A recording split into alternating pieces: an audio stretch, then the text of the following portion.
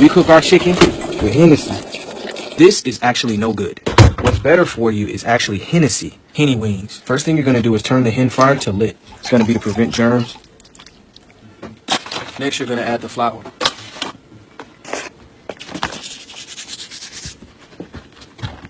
Next, you're going to add the cooking oil. Get that.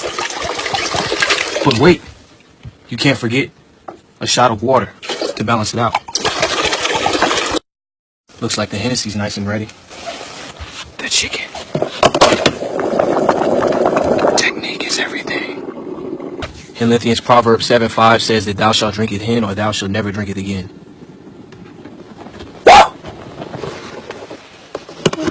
Bon appetit. I can make anything taste good.